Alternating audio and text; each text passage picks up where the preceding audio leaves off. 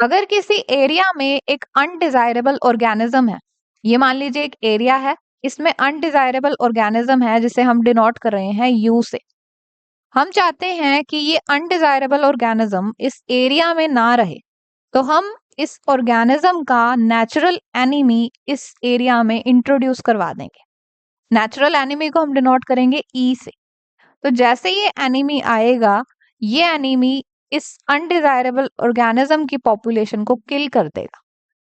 Undesirable organism कोई भी ऐसा ऑर्गेनिज्म हो सकता है जो एक पर्टिकुलर एरिया में किसी भी तरह का नुकसान पहुंचाए।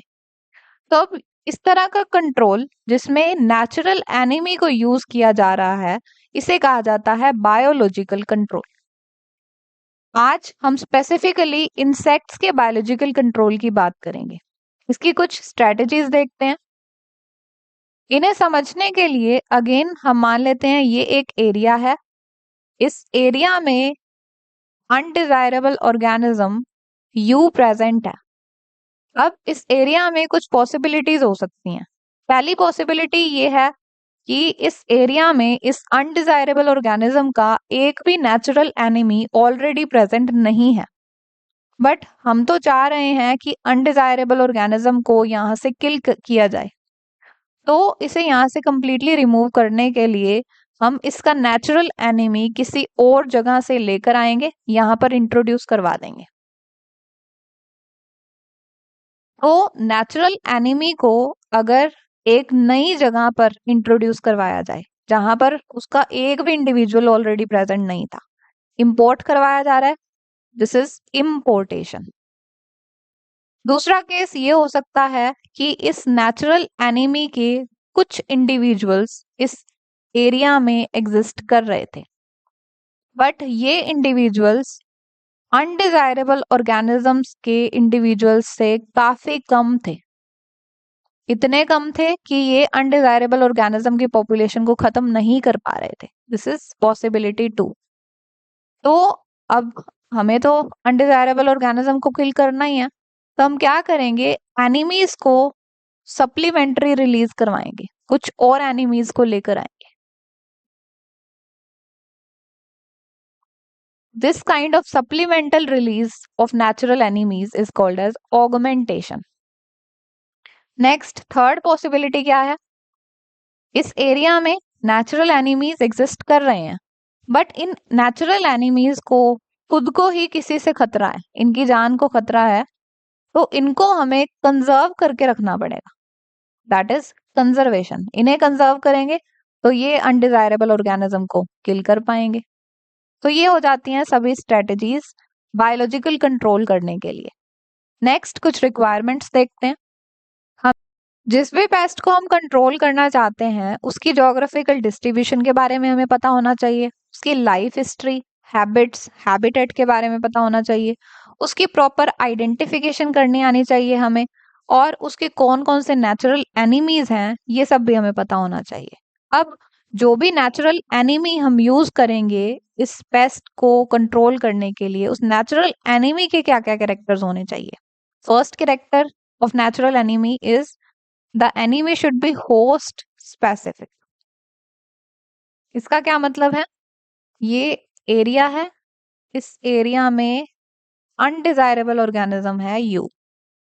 अब देखिए इस एरिया में अनडिजायरेबल ऑर्गेनिज्म के अलावा कुछ और भी ऑर्गेनिज्म एग्जिस्ट करते होंगे, जिसको हम ए बी सी डी से डिनोट कर देते हैं। अब ये जो सभी ऑर्गेनिज्म है ये डिजायरेबल ऑर्गेनिज्म है, ये कोई नुकसान नहीं पहुंचा रहे इस एरिया में। अब होगा क्या, हम यू को किल करवाने के लिए नेचुरल एनिमी ई को इंट्रोड्यूस करेंगे। अब ये जो नेचुरल एनिमी ई है ये क्या क्या कर सकता है। फर्स्ट केस ये हो सकता है कि ये सिर्फ अनडिजायरेबल ऑर्गेनिज्म को ही किल करे, और सेकंड केस ये हो सकता है कि ये ऑर्गेनिज्म बी को भी किल कर दे।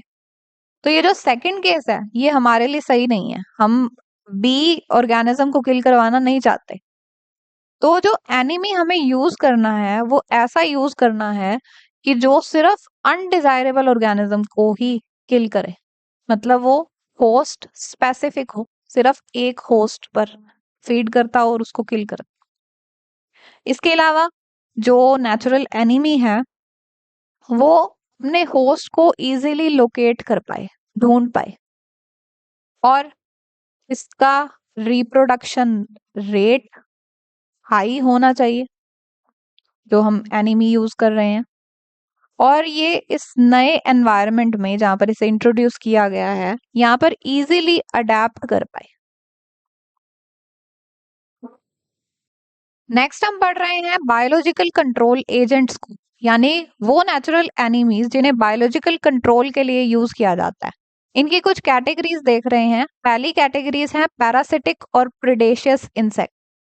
पैरासिटिक हैं जैसे कि ट्रैकिनिड फ्लाइज, ये कैटरपिलर्स पर फीड करती हैं, मोथ्स और बटरफ्लाई के कैटरपिलर्स पर, तो उनकी पॉपुलेशन को कंट्रोल कर लेती हैं।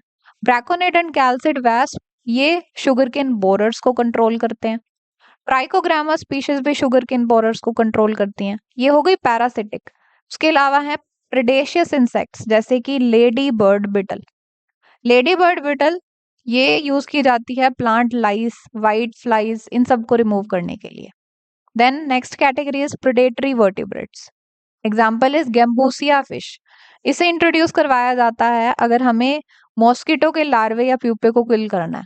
जाइंट टॉड को इंट्रोड्यूस करवाते हैं to kill white grub of sugar cane. Ducks को पैडी फील्ड में इंट्रोड्यूस कराया जाता है स्ट्रिप्ड बग को कंट्रोल करने के लिए। Next category is insects disease causing agents, जैसे बैक्टीरिया बैसिलस थ्यूरिनजेनेसिस, इसे यूज किया जाता है कोलियोप्टेरस और लेपिडोप्टेरस लार्वे के लिए, और प्रोटोजोआ पेरिजिया पायरोस्टे को यूज किया जाता है यूरोपियन केन बोरर्स को कंट्रोल करने के। Next category is nematode parasite. कुछ nematodes, grasshoppers, cockroaches, moths, beetles, इन सब के लिए पैरासिटिक होते हैं, तो इनकी पॉपुलेशन को कंट्रोल करने के लिए नेमाटोड्स को as biological control agent use किया जा सकता है। Then precautions of biological control. Biological control करने के लिए हमें कुछ चीजें ध्यान में रखनी है, जैसे क्योंकि इस कंट्रोल मेथड में लिविंग ऑर्गेनिजम्स को हैंडल करना पड़ेगा, तो पहले तो हमें क्वालिफाइड पर्सन चाहिए, क्वालिफाइड पर्सन को हमें रिक्रूट करना होगा। सेकेंडली, बायोलॉजिकल एजेंट्स को कुछ पर्टिकुलर एनवायरनमेंट चाहिए होता है, तो उन एनवायरमेंटल कंडीशंस के बारे में हमें पता होना चाहिए, तभी हम वो एनवायरमेंटल कंडीशन उन्हें दे पाएंगे। थर्डली, जो भी बायोलॉजिकल कंट्रोल एजेंट्स को हमने यूज किया है, कंट्रोल करने के बाद ऐसा ना हो कि उन एजेंट्स की पॉपुलेशन बहुत ज्यादा बढ़ जाए। अगर वो भी ज्यादा हो जाएंगे तो वो भी हमारे लिए अनडिजायरेबल हो जाएंगे। तो after control biological control agents को भी हैंडल करना पड़ेगा। Then problems of biological control. क्योंकि बायोलॉजिकल कंट्रोल में हमें host specific natural enemy use करना है, तो ये जो एनिमी ढूंढना पड़ेगा ये बहुत मुश्किल काम है। बहुत नैरो रेंज ऑफ ऑर्गेनिज्म ऐसे होते हैं जो कि होस्ट स्पेसिफिक हो। देन ये कंट्रोल काफी स्लो प्रोसेस है, धीरे धीरे ही जो एजेंट्स हैं वो पेस्ट्स को खाएंगे या फिर उनके लिए हार्म क्रिएट करेंगे और धीरे धीरे उनकी पॉपुलेशन को कंट्रोल कर पाएंगे। देन और क्या हो सकता है, कुछ एग्जॉटिक बायोलॉजिकल एजेंट्स को फेवरेबल एनवायरनमेंट चाहिए होता है। एग्जॉटिक बायोलॉजिकल एजेंट्स होते क्या हैं, जो कहीं बाहर वाले एरिया से इंट्रोड्यूस करवाए गए हो, तो उनको एनवायरनमेंट भी देना एक बड़ी चीज बन जाती है, एक प्रॉब्लम क्रिएट हो जाती है ये भी। Then significance of biological control. Importance क्या है, बायोलॉजिकल कंट्रोल से कोई भी टॉक्सिक रेजिड्यू नहीं बचते, तो ये हार्मफुल नहीं है। और जो पेस्ट्स हैं वो कभी भी रेजिस्टेंट नहीं होते, रेजिस्टेंट नहीं होते, और कोई साइड इफेक्ट्स भी नहीं है बायोलॉजिकल कंट्रोल के। जो बेनिफिशियल इंसेक्ट्स हैं उन पर इसका कोई एडवर्स इफेक्ट नहीं होता, क्योंकि हम जो नेचुरल एनिमी यूज कर रहे हैं, चूज करेंगे पहले उसको, तो जब चूज कर रहे हैं तो ये देखकर ही चूज कर रहे हैं कि वो सिर्फ पर्टिकुलर होस्ट को ही नुकसान पहुंचाता हो। ऐसा ना हो कि दूसरे इंसेक्ट्स जो कि बेनिफिशियल हैं उन पर भी एडवर्स इफेक्ट पहुंचाए।